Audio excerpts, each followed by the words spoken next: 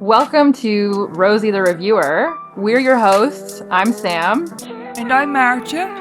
and we like World War II media, and we want to talk about it. Welcome back to Rosie the Reviewer. This week we are talking about the first 3 episodes of SAS Rogue Heroes, which was made by Stephen Knight and based on the book Rogue Heroes, The History of the SAS, Britain's secret special forces unit that sabotaged the Nazis and changed the nature of war, one of Kmart's favorite long history book titles by Ben McIntyre, which came out in 2016. The show began airing October 30th, 2022, and the second season we're expecting possibly early 2025. The show tells the origin story of the British Army Special Air Service in North Africa in 1941. We're actually lucky to have our first ever guest on the show today, our friend George, who, like us, is not a historian, but enjoys getting down a good rabbit hole historically and has a brain full of SAS Rogue Heroes soup. So welcome, George. Thank you. And thank you for emphasizing I am not a historian. I'm just interested in this show and the history behind it. It's been a really interesting thing to delve into. Only recently did I become interested, and now it's taking over my life. I've got a pile of books sitting next to me that's... We can have a look at their bookcase, and I see a lot of great books in there, and I'm jealous. Yeah, so we're actually super fortunate because, I like to look up history stuff too, but I would say that George is maybe the person I know who knows the absolute most about SAS Rogue Heroes. So we're going to get tons of deep dive information that I'm really excited about. No pressure. No pressure. So maybe we can start by giving our impressions of the show overall. Mart, what did you think of it? I really like the show. I watched it for the first time pretty much when it came out, and I like the stylization of it and the music in it. It's not quite as serious maybe as some of the other war shows we've seen, but I like that. So it's up there with my other faves. Nice. George, what are your thoughts? Oh, I just think it's a lot of fun. There is nothing about it that I don't have a good time watching, which, yes, there are more serious dramas out there than SAS Rogue Heroes. I think that tone that gets set straight away, these stories are mostly true. It's a fantastic way in to just like quite a bombastic, no pun intended, history. So the thing at the beginning says, based on a true story, the events depicted which seem most unbelievable, ellipses, are mostly true. It's so good. I feel like it kind of sums up the sassiness of, no pun intended, I guess, of this show. It's so good. Yeah, I really enjoyed it too. When I was rewatching it last night, I sort of forgot how fun it is. Every time they did something absolutely wild, I was like, yeah, like really getting into it, enjoying myself. And I think that a lot of the stuff we watched, we really bagged on for not being that historically accurate. But the fact that this show acknowledges it right away, it's like a little bit tongue in cheek, it knows what it is. This is the kind of historical inaccuracy I can get behind. They did it for fun reasons. And I think also because it's so stylistic and so, like, it's full of humor and it kind of makes fun of itself almost a little bit, which I enjoy, and it immediately makes you forgive any of the inaccuracies. That's true. And there's something to be said too for the fact that some of the stuff they made slightly less dramatic because the real story was so wild that if they had put it in the show, people wouldn't believe it. Too unbelievable. Yeah. Yeah. I do wonder though, if this had been a more familiar campaign, would people have been more like butthurt about it being inaccurate? Do you wonder? I don't know, actually, because I think the tone sets a lot of, how much people care about the inaccuracies. So a lot of it is very streamlined. It's a lot of fun. They've got the soundtrack, which I imagine we will be talking about later. I think sometimes people have a tendency to watch a more serious drama that takes itself more seriously and almost feel like it should be documentary level. This feels very much more like a work of historical fiction, a fictional narrative. Yes, I agree. Yeah, the style does give it a bit more permission to go off the rails a bit in that way. There's just more levity or something, would probably say the word would be. It's like, it actually happened, most of it, but if it didn't, we would still believe it because the rest of it is so crazy anyway. Do you have any thoughts about the first 3 episodes in particular that we're covering today? I do have some thoughts. There are so many characters that in the beginning for me, I remember this from watching it the first time, it gets really sort of confusing who's who in the beginning. And a lot of it is once again in the dark. You know how I feel about stuff being in the dark. I don't love it. But the way the characters are introduced is quite fun, like with the little black and white stylized character card. And I sometimes go back to look at who's who. So I don't mind as much, but I do think it's a good introduction of our main three characters of Sterling and Paddy and Jock, or Lewis, I guess. But I think they're good. I think it's a good introduction, even if it's a little bit, if you don't really know the campaign, it's a little bit confusing, maybe. Yeah, I think that in as far as all these war shows have the same problem, which we've talked about before, which is that all these white guys look the same. This show is actually one of the shows that I thought did it the best in terms of character introductions, because not only are we getting, as you say, the stylized things on the screen that gives us their name and their rank and what unit they're from, but also we get introduced to them like a few at a time. So we meet like Almonds and Riley first with Jock, and then a bit later we meet Reg, and then a bit later. So we're kind of meeting them in like little chunks as well. And that was super, super helpful to me. I mean, I would agree with everything you were saying about the introductions being done well. I thought the title cards were absolutely a fantastic touch. Again, I think it's something that works better in a show like SAS Rogue Heroes. I can't imagine it being done in that way, say in Band of Brothers. You wouldn't really get away with it. No. But what I also really liked is that you get a sense of the relationships as well between particular men. So Paddy is introduced, and then you meet him with Owen McGonagall. You get Jock with Jim and Pat, and you sort of get this sense of like little collections of men as well, which I think is also very important to figuring out like the dynamics of what goes on later. I was thinking to myself before, I wondered what Band of Brothers would look like if it had been done in this way. I was just saying, when are we getting the stylized reboot of Band of Brothers? I would like someone to make an edit. There's lots of people in this community that make edits, and really good edits. I would like to challenge the editors out there. Make us a Rogue Heroes Band of Brothers. Before we start talking about the episodes, it might be good to give you a small introduction to the North Africa campaign, because we feel like it might not be as familiar as some of the other parts of the war to our listeners. And this bit of information will help you understand what SAS Rogue Heroes is about. So, Sam and George, please take it away.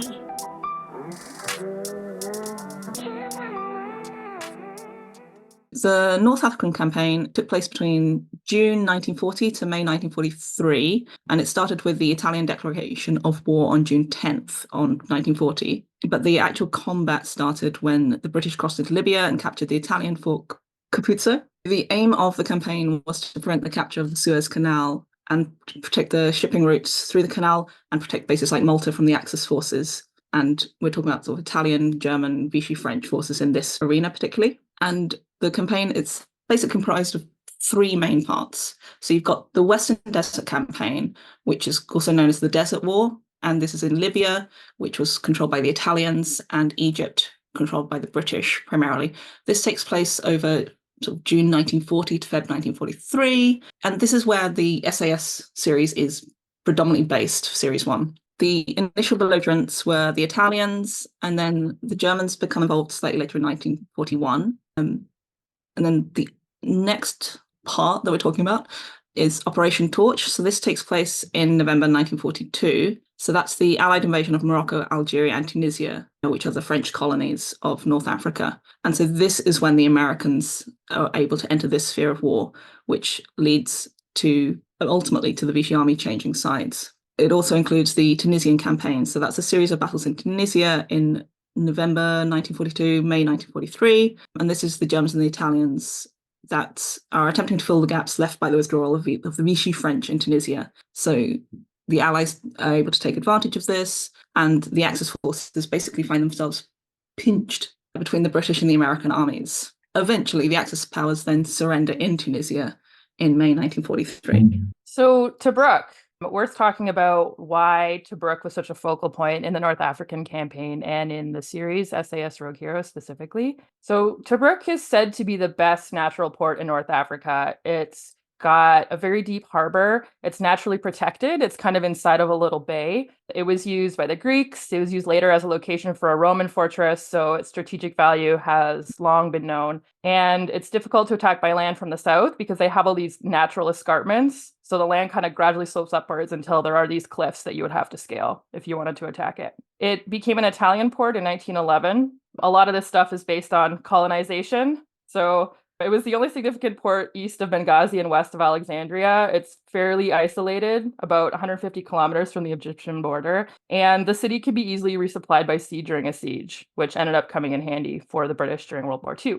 So in World War II, the Allied forces, and when I say Allied forces, in this case, I mean mostly the Australians, took Tobruk on the 22nd of January, 1941, as part of Operation Compass. And the Allies left the area only lightly defended because they needed all these forces elsewhere. They needed them in Greece and other parts of the campaign. And so the Italians saw an opportunity to take the city back, and they ended up calling for German reinforcements. Now, here's where I should say that when I was reading about the Italian participation in the war, it kind of cracked me up because they called in German reinforcements. The Germans ended up sending some divisions to back them up, but they had to take those divisions from the Eastern Front. So ultimately, this was super helpful to the Allies because it helped the Russians. It's just funny when you read back over history and you find out how each little domino kind of affects other dominoes. So they got German aid and they drove the remaining Allies back to the Egyptian border, save for Tobruk. Tobruk was, of course, well fortified. The Italians had fortified it quite a bit when they were occupying it,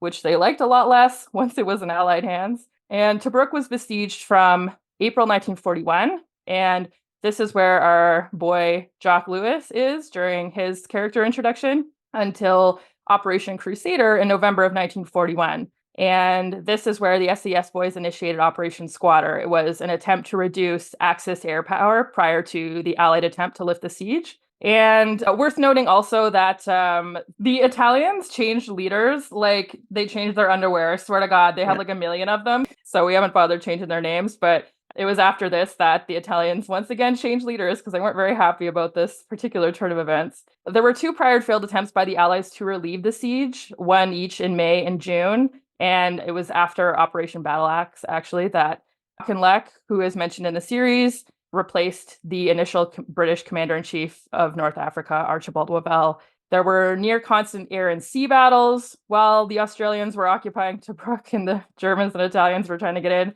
There were also a number of Axis attempts on the city. Erwin Rommel, who was the German general, he needed a supply port closer than Benghazi. He only had Tripoli at that point, which was 600 miles from Benghazi and only halfway to Alexandria. And the road itself, the sea road, was obviously super vulnerable to attack from the air, from the sea. It flooded constantly. It beat the shit out of their vehicles. They were not getting the gas mileage they were used to getting. So it would have been really helpful to them to have a closer port. So this had huge strategic value. But part of the reason why Operation Crusader, where the Allies were able to lift the siege, was successful was that Rommel had been told that he couldn't be resupplied until the end of the month. So ultimately, him abandoning Tobruk was also strategic on the part of the Germans. So the Axis forces, they retook Tobruk in June 1942, and this was the Battle of Gazala, which was the largest capture of British Commonwealth troops after the fall of Singapore, which took place slightly earlier that year. But their advance was halted before Alexandria at the First Battle of El Alamein. So the Allies did lose Tobruk, but they did at least have sort of some small victory in stopping that advance. And so we mentioned earlier Malta. This is the point where you can see in the series that the SAS planned a series of raids, which includes the Crete raid with the Free French that we will get into. And that's partly about the access to Malta. At this point, we also lose Auchinleck to his replacement, which is Harold Alexander. Because all of these people just keep changing and it's very hard to keep track. The only ones that seem pretty consistent are the Germans. They called Rommel the Desert Fox, so I guess they were pretty happy with his performance. So throughout, there was this sort of realization from the British that a lot of their communications were actually being intercepted, and obviously not great. So at this point, there's a lot of work that was done to improve their call signals to the codes, to improve like sort of tighten up radio discipline in combat so that they can actually avoid just being listened into and everything being transmitted to the Germans. And later on, we've got in September 1942, another unsuccessful raid. So this is, in the series, this is the SAS Benghazi raid, and we'll get into it. It's slightly different in the series, but in real life, this was very unsuccessful in an attempt to retake Tobruk. Eventually, though, we do get, in November 1942, after the Second Battle of El Alamein, the recapture of Tobruk by the Allies.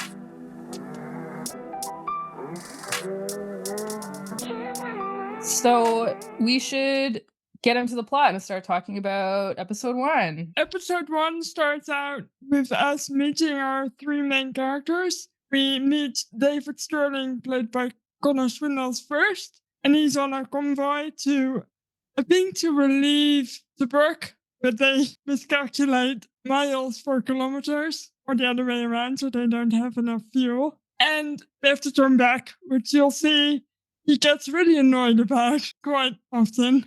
And then we also get introduced to Paddy Mayne, which I think must be George's favorite, because they have lots of books. Paddy Mayne is played by Jack O'Connell, and he also is in Unbroken that we recently discussed. Yeah, this is becoming the Jack O'Connell fan podcast. Exactly. Well, he's good in everything. So Paddy Mayne is in prison. He's gotten in trouble, which is the first time, but not the last. We also meet Jock Lewis, who's played by Alfie Allen, and with him are Pat Riley, played by Jacob Ivan, and Jim Emmons, played by Corin Silva. They are off to steal some parachutes because Jock has a very mad idea. One of my favorite things about the scene where they're stealing the parachutes is that shit is going down around them. They're in a place where people are just running around. It's busy. There's a war going on, clearly. And Jock is just so chill about, he's out here, he's going to get shit done. I love it. Lewis contacts Sterling,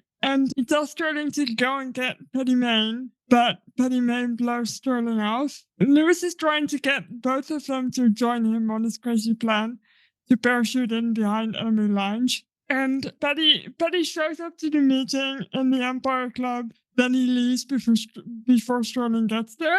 But who is there is a French spy called Yves Monsieur. It's played by Sophia Boutella. And that's the beginning of an interesting little relationship between Sterling and Yves. Yves is not a real person, but there might have been a French spy in the actual vicinity of Cairo at the time, but it's not Eve. We talked about Violette Szabo a couple episodes ago, but there were a ton of female spies in World War II. And a large part of the reason why they were able to operate so successfully was that people didn't think that women were up to that. So they had a little bit more freedom of movement than maybe a male spy would have. So she's kind of an amalgam of a lot of real women who are doing that kind of work. Yes, they're in Cairo because that's where the British they've been pushed back to Cairo. So anytime they have any kind of friendly meetings, it's going to be in Cairo or anywhere else in Egypt. But they meet, they have a little chat, and then Sterling goes back and tells Lewis that Paddy Mayne wasn't up for it and he was going to go to Burma. And they are like, all right, and we'll just do it ourselves. We'll do this crazy plan of us jumping into the desert by ourselves. And they do. They get a plane. And Sterling almost dies. He breaks 2 legs, or he thinks it's his spine. He calls it a spine contusion in the hospital. He does. And as he's lying on the desert floor, he hallucinates seeing his dad. It's kind of the start of his long daddy issue. Yeah, I think it's worth picking out how everything that happens in this episode really informs these 3 main characters that we know. So watching Jock, who is kind of this very buttoned up, sort of serious guy, planning this absolutely madcap jump into the desert. Even when they're going to do their first practice jump, the pilot is like, people don't parachute jump into the desert. That's not done. It's absolutely wild to even conceive of it. So he's planning this madcap adventure situation. And then we're also seeing Sterling, who's immediately in because he's so bored. They keep being stood down and he wants to do something and obviously prove himself to his dad. And and then we also have Patty Main, who just absolutely like could not be bothered that they want him to be involved and wants to go off and do his own thing. Who also just wants to fight, though. He just wants to kill people, I think. But also, like, one of the first things we find out about Paddy Mayne is that the reason he was fighting was because he saw somebody being, I think his phrase is bullied. So he was jumping in to defend somebody. He's got this incredible sense of justice. So there's the fight in him, and there's this incredible center to him. Paddy is my favorite character. I will think about him in so many ways. And I think that is a throughput of this. If he can't see the purpose in doing something, he won't do it. We'll get there later in episode 3, but he does blow up a canteen full of unarmed Germans. So he does believe in justice, but he also likes to make his own justice. Absolutely. Yeah, just generally speaking, these are 3 super strong, very different personalities. So you're already looking forward to seeing how their dynamics are going to play out. Yeah, so we should probably also mention that David Sterling likes his drink. I think they all like their drink, except Jock, perhaps. He's into some tea. Yes, yeah, I guess that's true.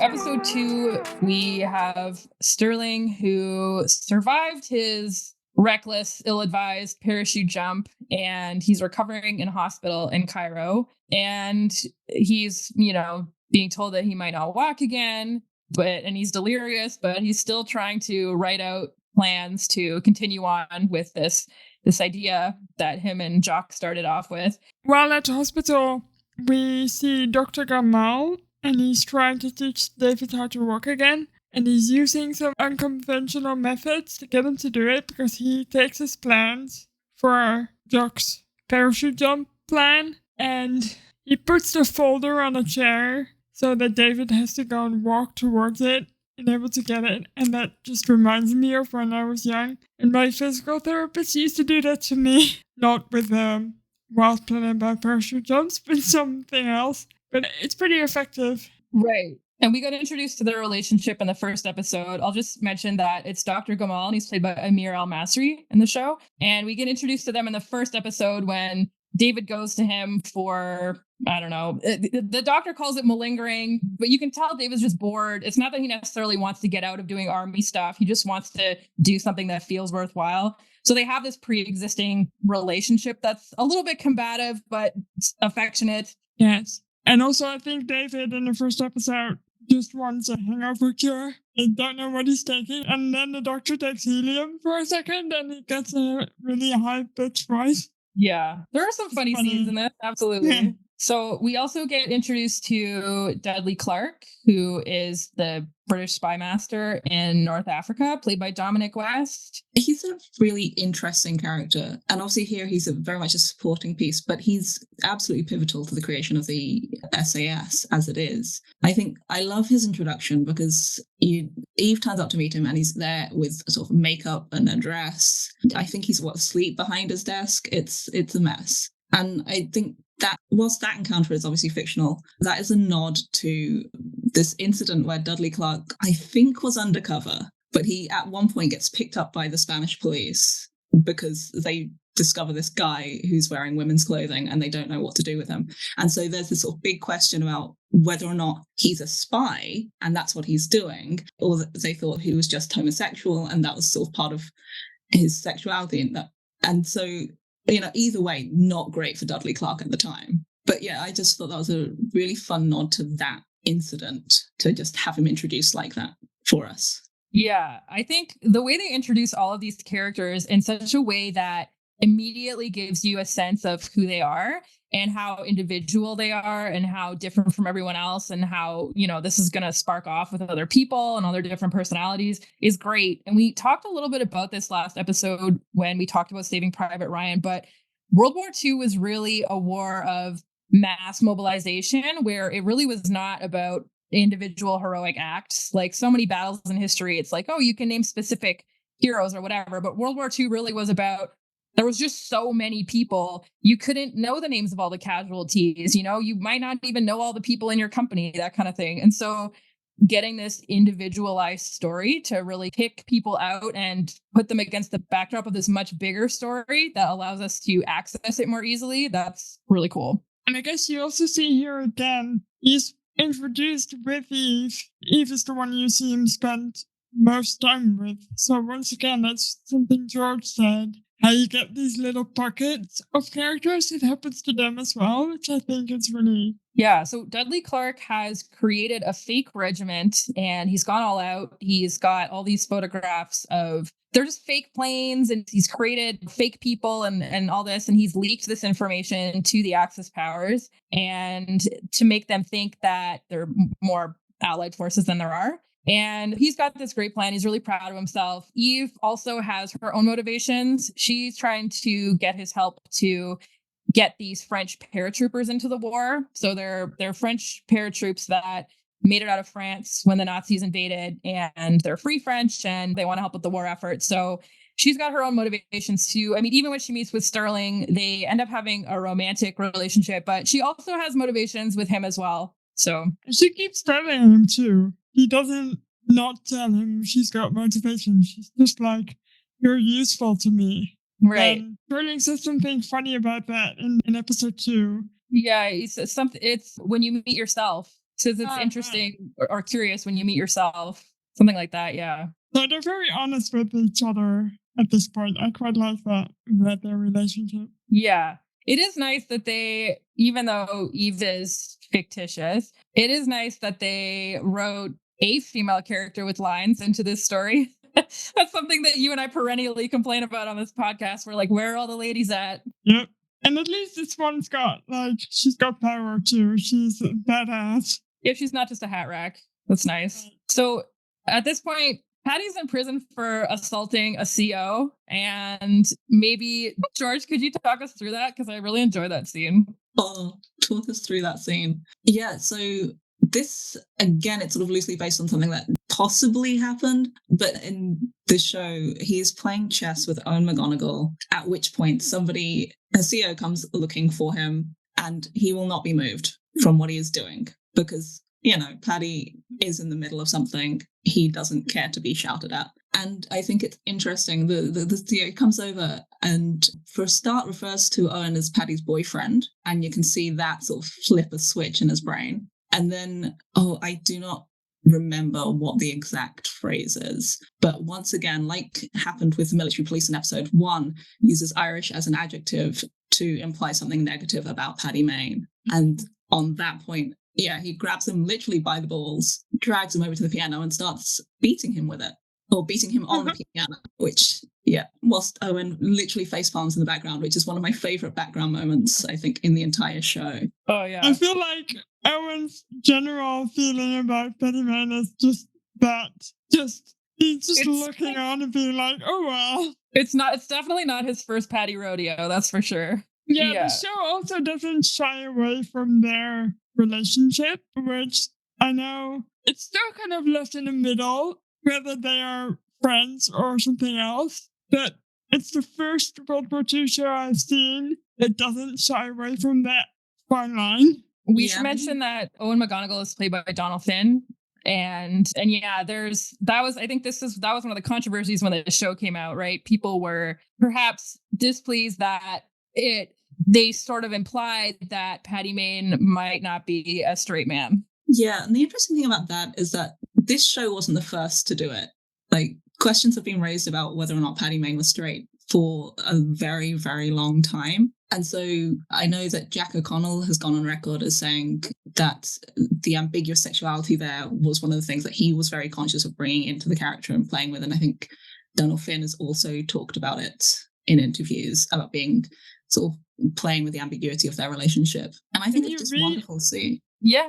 I was wondering if you can read about it in any of the books about Paddy Mayne. Do they acknowledge it at all? Ooh, this is a really interesting one, because a lot of the books will talk about the fact that there have been questions raised about Paddy Mayne's sexuality. The biographers tend to fall down on, and he absolutely liked women. Absolutely. Right. That was it. I think Ben McIntyre might be one of the few who notes that that potentially might not be the case. Yeah, But yeah, there's no evidence, hard evidence about it. And I think that's fair. He passed away so many years ago. It's interesting how we also don't have like a lot of solid evidence that he was super into women. That just seems to be like the default. And it's curious to me that just we're still in an era where people think it's somehow insulting or downgrades everything that he did if he was gay. Right. Which it doesn't,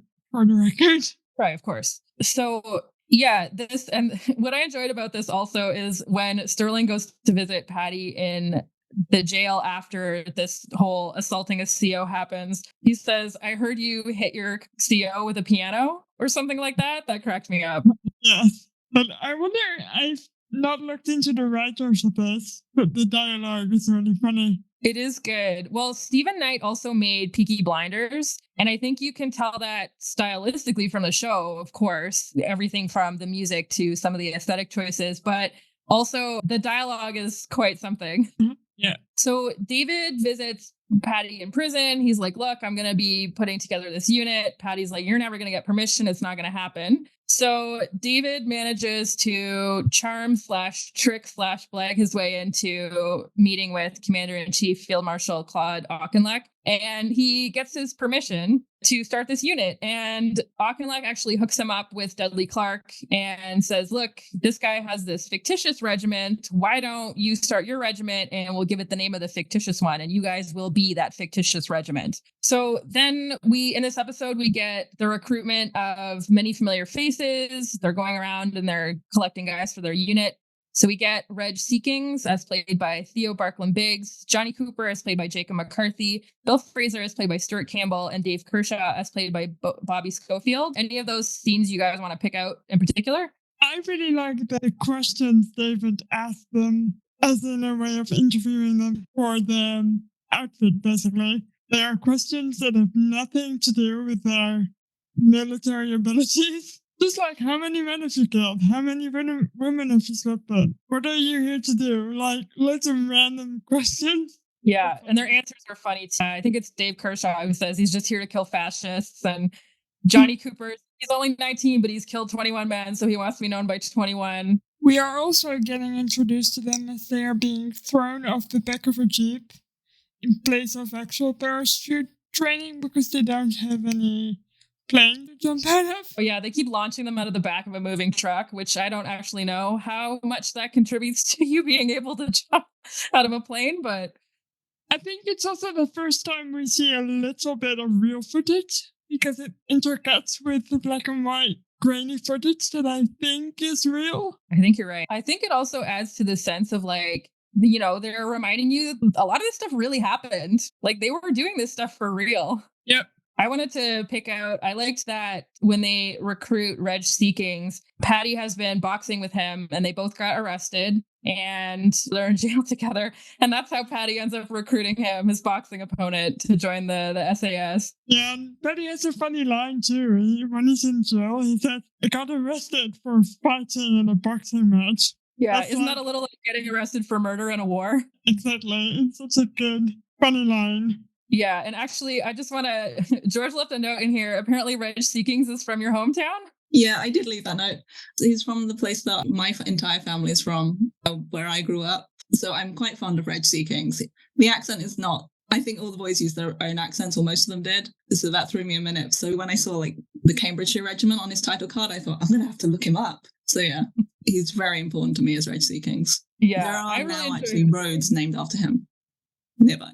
Oh, yeah? There's a couple of streets. That's cool. All right. So, and then the episode ends with, I guess their camp is in the desert. And so it ends with vultures circling overhead, which is perhaps some ominous foreshadowing. I mean, it's like everything else. It's incredibly subtle what they're doing with that. Very subtle. And I also like that their camp is not an actual camp. It's like there's nothing. It's just a piece of land. Right.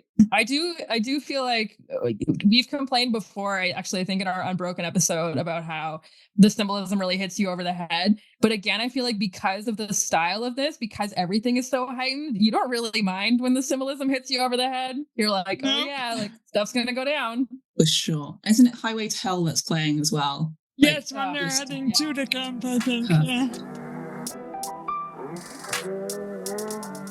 So episode 3, their first mission is Operation Crusader in November of 1941. So they're taking off in the middle of, we'll call it inclement weather, but basically it's an enormous sandstorm. It's really not safe to go, but they're all convinced that they have to go, and it doesn't go well. That's the thing. No one approved it, I guess, which is why they can do it.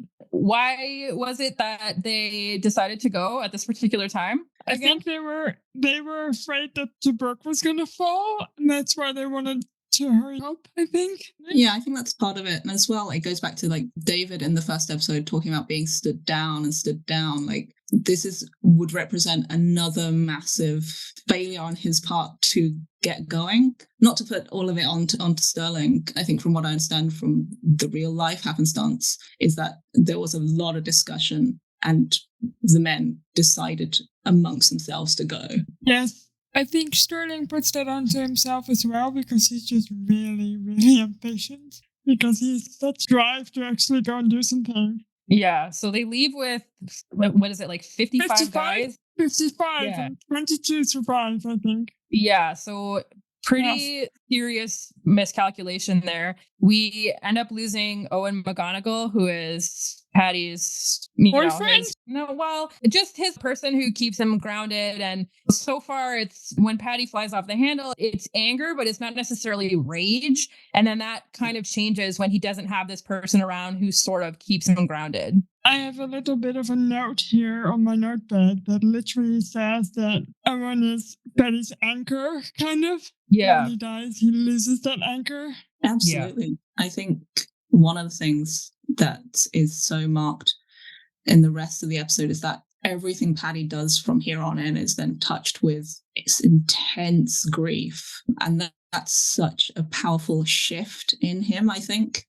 We've seen him already being like accepting of his own death and what feels like, oh, so he understands this is, this is war. People that he doesn't accept that Owen's going to die. That's, I think, a switch that he doesn't have. And that's the reality he gets confronted with. There's a really interesting moment, I think it's in this episode, where he's narrating over the top of when he goes to find the others is a Rupert Brooke poem, The Wayfarers. And that whole poem is essentially about sort of being absent from love, your lover, or, this person that you love.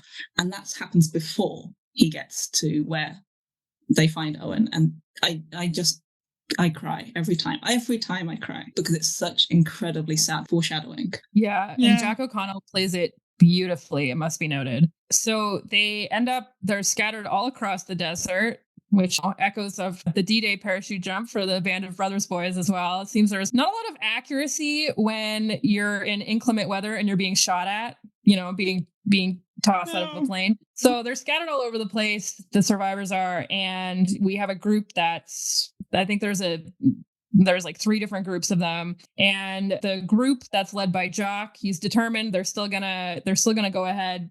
They end up getting rescued by the Long Range Desert Group, as led by Mike Sadler, played by Tom Glenn Carney. And I'll just leave a space here for you guys to talk about how great Mike is for a second. Can I talk about how great Mike is for a second? Yeah. Because I did warn you ahead of time that I was going to use the word erotic to describe the scene in which he's introduced. And that isn't necessarily anything to do with Mike himself, but the way that he's, he meets Jock and the others and he, gets them water and he says, okay, fine, let's go get the rest of your men. And then he describes exactly how he's going to do it, exactly what the desert looks like.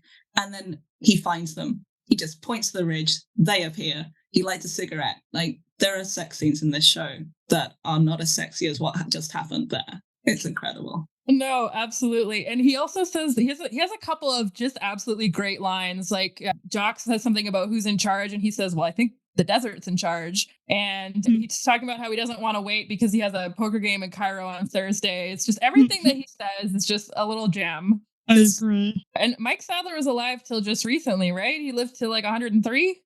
103. He died in January of this year. Ah, wow. So he finds them a new desert base, and another great Mike section is when he's talking about how they're in the middle of nowhere. If nowhere was a place, that would be the main street, and the mayor would be fucking no one. Like, that whole bit cracks me up so much. And so they set up in this desert base camp, and they end up, there's a New Zealand camp nearby where the actual most of the soldiers are gone away on a mission. And so they raid the camp and steal a bunch of supplies, including ammo, and Patty steals a piano. Of course. Because Owen was teaching him how to play and he wants to continue to learn. So if you needed your heart ripped out, that's a good moment. Yeah, I think we kind of skipped over the scene where Betty stays behind with Ian's grave. It's a difficult time watching it, but the others have just buried him. But the wind is blowing away the sand that's used to bury him. And Betty just stays behind and tells them he'll catch up and just sits with him in the rain. That makes me cry. It's heartbreaking. And I think we see a lot of like really important sort of lingering touches between them. Like they do a lot of stuff together, Donald and Jack, in touch. There's the moment when Owen sees him in prison where he puts his hand on his arm. And in this moment, it's Paddy who reaches out and he takes his hand. And, you know, whatever the reading of the relationship, the love there is so strong and it's so intimate a thing to do. And he can only do it really after Owen's dead. Yeah, honestly, that whole subplot provides a significant amount of emotional anchoring for the show, I would say. Like, it is this whole high adventure boys own war story, but there's also these very real human moments too, which really elevates it. So the initial night raid against the German and Italian airfields in Libya is successful, which is good for the unit's reputation, and they need some of that after how the first one went. But it's not great for Sterling because he doesn't get to blow anything up. And I've written here, he responds in an adult and mature fashion. The airfield that he goes to is they've left, so there's nothing to blow up. And he's like a stroppy toddler about it. Yeah, so he actually ends up creating a scoreboard so that they can keep score of how many planes they've destroyed and all that. Which in real life, they may not have had the actual scoreboard, but I get the sense that the vibe was similar. It was pretty competitive. So they destroyed 48 planes and 17 tankers and supply trucks. So a pretty good, well, we won't call it the first outing, but a pretty good outing, all told. Not to mention the guys that Paddy and his group shot in the canteen, because those were quite a lot of soldiers. Yeah, do you want to describe what happens in that scene? Yeah, so Paddy has a funny line about the Geneva Convention, I believe, when he's talking about it, but they're at this airfield and they can see lots of soldiers. And Paddy says that they have another job to do because someone else tells him that they can just blow up the planes and then they can leave and it'll be like they were never there. But Paddy says, but when these guys wake up tomorrow, there'll be mechanics and pilots and they'll be after other places making war. So he and his comrades go in there and they're all drinking and they're drunk and they're unarmed and he shoots up the entire canteen. So it's not the most honorable way of warfare, but it's effective. Yeah, I want to say the line he says is something like, to fuck with conventions, Geneva or otherwise. That's exactly what he says. I don't know how I feel about it because I get it, but I also feel like he wouldn't have done it if Owen had been still alive. It feels like like payback or something, and it's something, I think, what's his name? Reg, I believe. Is his name Reg? Help me. He says to him... I don't know what you're going to say. Oh, you're no, just like, name any man alive. Who am I talking about? his boxing buddy. Yes, it's Reg.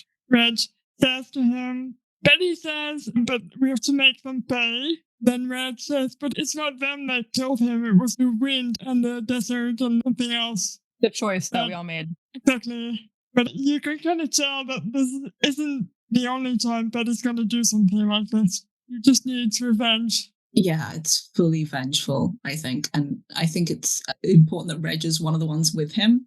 at this point, because he did have that line. Like, if you hadn't said it, I was going to say it, because I think there's a direct line between that scene earlier at the grave site and this one, where just Paddy loses it. And I think Dave and Reg go along with him to a point, and then they get themselves shot. And you can see, I think it's Mike at the back, who has not got any of this context for this man, who's not got any of this context about what happened with Owen, and he is immediately uncomfortable. But Dave and Reg know exactly what's going on. Yes. And even though there's one of the soldiers behind the piano, again, the thing with the piano, I don't know, it's a theme at this point. There's one of the soldiers remaining behind the piano, and one of them says, "You've had enough now, Paddy." But he goes and he kills the final soldier. Well, you can tell he's unhinged at this point. Which I get it, but at the same time, when do you have to stop and think about what's right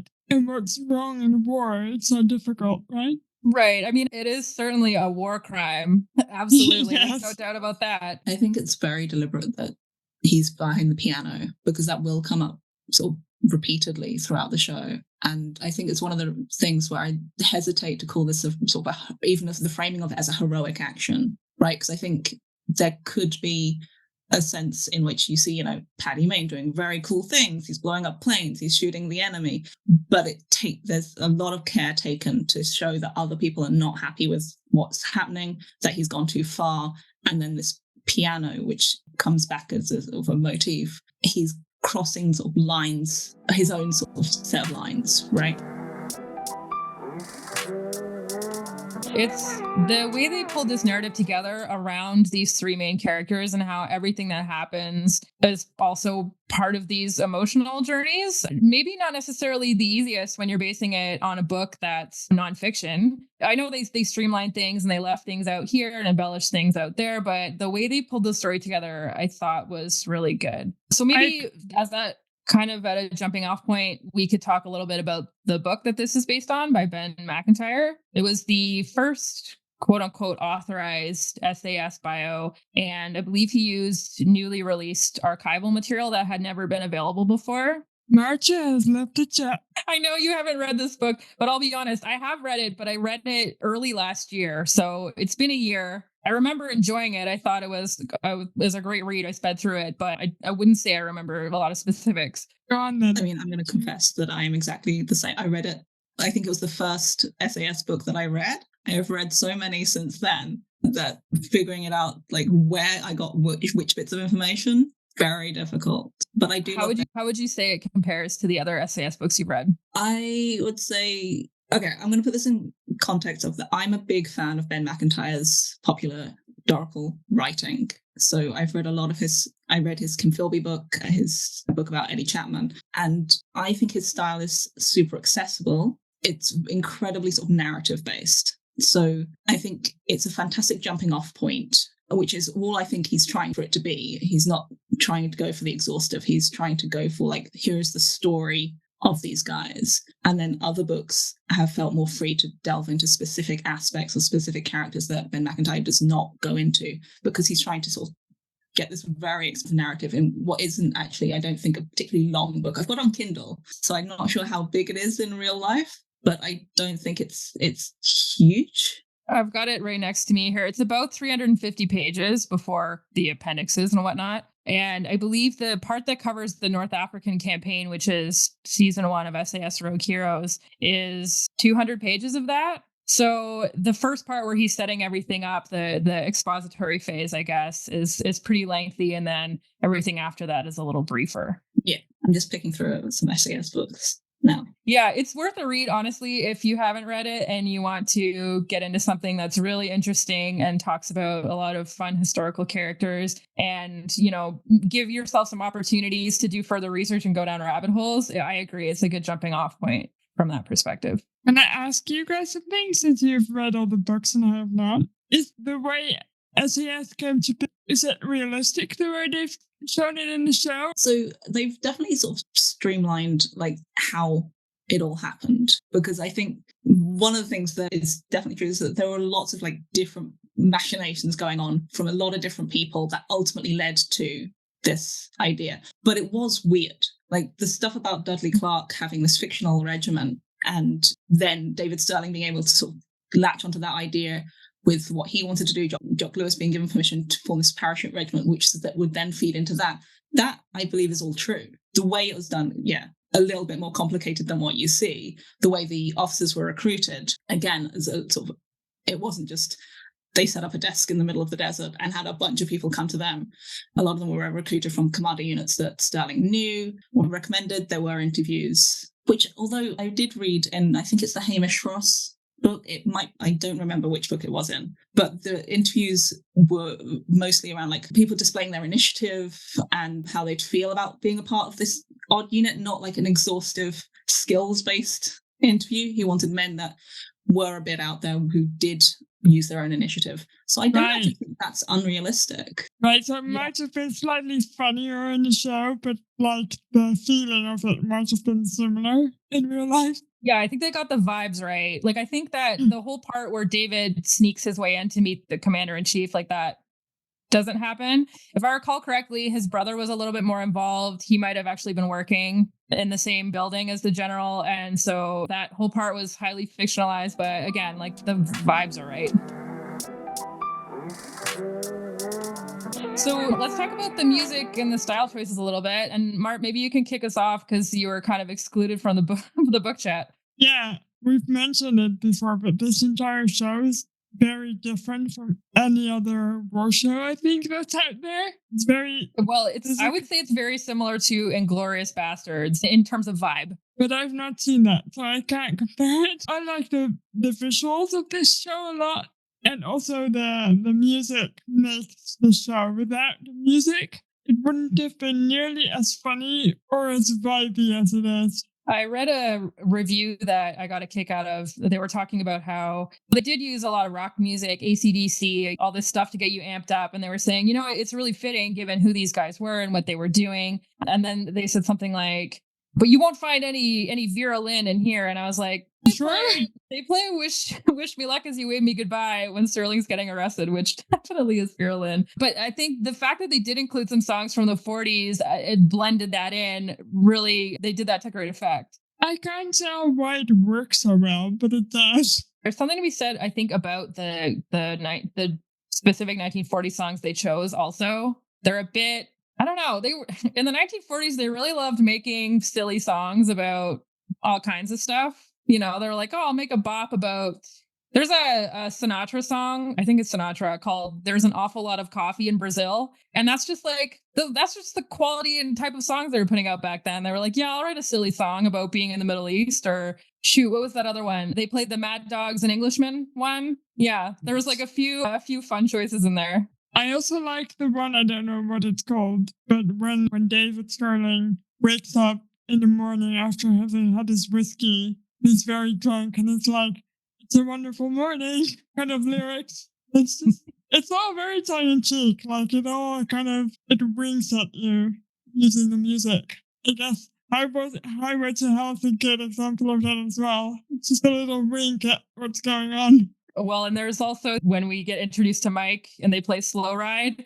And when I mentioned that I had, because I had to acquire SAS Rogue Heroes so I could watch it on my laptop. And George was like, oh my goodness, what if you get the version that doesn't have the Slow Ride introduction for Mike? I was like, you're right. That would be a travesty. It's the perfect song. Actually, in that scene, it's not in the soundtrack because it's something that Mike sings, and it is the funniest thing to me when I realized what he sings. He sings a line from a song called I'm Putting All My Eggs in One Basket, which is exactly what he's doing. And it's awful. It's fantastic. I love it. Yeah, it's great.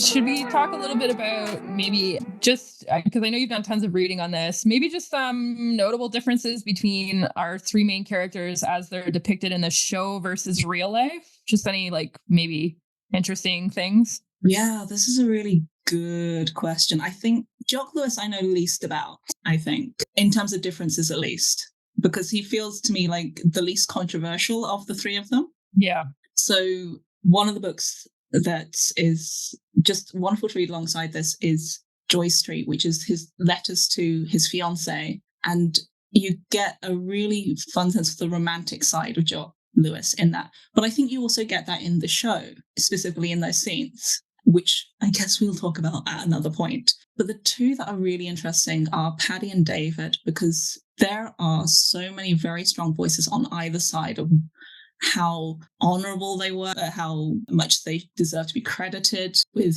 the formation of the SAS, how heroic they were. You know, you've got David Sterling's biography that came out in 58, early in the 50s, sort of puts together sort of this one myth of David Sterling as this maverick creator of the SAS, and it's all very much he's the hero of this narrative. He fought against the odds to do all of this stuff. He got Paddy Mayne from prison. I think that's where that originated as a story. And that's been sort of the way it's been presented through the years. And then you had, I think it was a couple of years ago, another biography came out from Gavin Mortimer called The Phony Major. And it was all about actually how a lot of the understanding of Sterling was actually taking credit away from Bill Sterling, his brother, who you mentioned earlier, and Paddy Mayne. And I think there's probably the truth is somewhere between those two things, but it's just very interesting to me how divisive he is. And I think SAS Rogue Heroes really falls down on sort of the hero narrative. Like, not that I don't think they show David as a flawed person, but I think that's what they want to run with, is like him being the underdog that then makes good, right? Well, and I think to some extent, David could pretty much tell whatever story he wanted to, because as we'll find out next time, Jock died during the war and Paddy died 10 years later or so. Yeah, Paddy dies in 55. So that's a long time to be without either of them.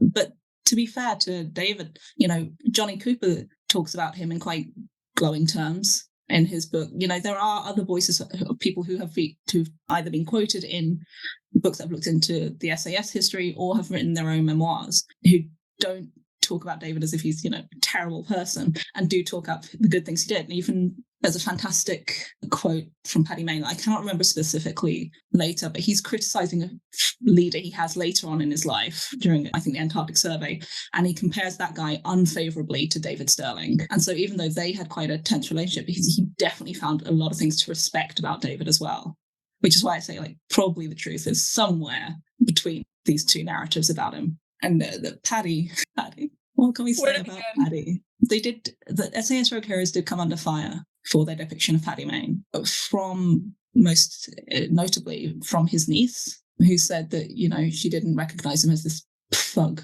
that they depicted him as, which I think is very fair. You know, she knew him as this kind uncle who she loved very much, and that doesn't really come out in the show. And I do think she's right about that. And I know that other historians have also taken issue with quite how violent Paddy Mayne is presented. I find it very interesting that they really want to contrast him with David. I'm going off on a ramble. I'm so sorry. No, it's really interesting. But I find it very interesting how they want to contrast him with David. So you've got David the aristocrat. So they have that whole conversation about David is trying to sort of bring Paddy Mayne in, and he's talking about the grouse hunting metaphor that he uses with Jock earlier. And Paddy talks about how he wouldn't be allowed on the grounds and all of that, and sort of positions himself as quite low in comparison to David's in terms of class. Paddy Mayne was a university educated solicitor, right? His family were landowners. He wasn't, you know, he was not like of a hugely different class in that way. Like, David did come from an aristocratic family, but yeah, I think it's very interesting and deliberate what SAS Rogue Heroes is trying to do here with the two of them, and I'm not sure that I like it, even though I really like the character. If that makes sense? I do think it feeds into certain stereotypes. So Paddy wasn't the kind of poor man he's made out to be in the show, then? Paddy Mayne was quite rich. Right. Paddy Mayne was quite well off. Yeah, he went to, is it Queen's University Belfast? He was a solicitor. And then I think after the war, he set up like a little poultry business. And he was also, I don't remember where he was working, but, you know, he was a well-off guy. I wonder if there's a million reasons why they might have done that, but I know that particularly on my side of the ocean, people might not pick up on the British-Irish thing. The fact that the Irish were colonized by the British, the fact that the famine was caused by the British, the fact that there is this animosity, and that British people effectively like owned all the land in Ireland, and that people were oppressed and all this. And I think people on my side of the pond might not necessarily have that depth of understanding. I almost wonder if part of the reason to sort of emphasize these quote unquote class differences is for people to understand like that kind of separation a little bit better. That makes sense to me. I do also wonder, when you were talking about David Sterling and how much of a good leader or whatever he was, I do wonder how much of that is informed by who his father was. I do wonder how that plays into it, because his father was a war hero, right? He's a famous general, yeah. Right. So I do wonder how much of his own heroics, so to speak, are just kind of nepotism. I don't want to make it sound really negative. I don't think we can rule it out, but I think his dad being a general certainly got his foot in a lot of doors that it might not otherwise have gotten into initially. I mean, the biggest example is the fact that he gets an audience with what's his name, the commander, because he's been grouse hunting on his estate. I mean, in the show, they make it seem like he really wants to live up to his father's memory. Okay, is there anything else that we want to say about episodes 1 to 3? Anything that we left out and should talk about? I'm just really confused about how they can jump out of a plane in the desert when there's a storm and a ceramic teapot survives. That is really what I want to know. How did that survive? That's always the way, right? British magic. As long as there's tea. Yeah, exactly. So that was episodes 1 to 3 of SAS Rogue Heroes, and we got a ton of interesting information from George. So just gonna pat myself on the back for inviting you to be on this podcast. And you can follow us on at Rosie the Reviewer Podcast on Instagram. You can follow us on Spotify or any other listening app of your choice. Please give us 5 stars. And we'll go around. Mart, are you reading anything right now? Not anything new. So let's skip me. Let's go to you. What are you reading? I have just started a book called There's Always This Year on Basketball and Ascension by Hanif Abdurraqib. And he's an essayist and a poet, which you can really tell in the writing style. And I'm only in the first chapter, so I've just started. But I heard an interview with him, and he was just so eloquent about how basketball has impacted his life through the prism of community and family and love and relationships and everything. And so I was really excited to pick up this book. So yeah, I think it's going to be good. So next time we're going to get George's book recs, which I'm really excited about. But are you reading anything right now? It's not SAS related, so I'm sorry to say. I'm reading a book called The Indomitable Florence Finch, and it's about this Filipino-American woman. And when the Japanese invaded the Philippines, she got a job at a fuel distribution company and used that position to work as part of the resistance movement to aid American POWs. All right. We'll see you next week for episodes 4 to 6 of SAS Rogue Heroes. Thanks for listening. See you next week. Thanks.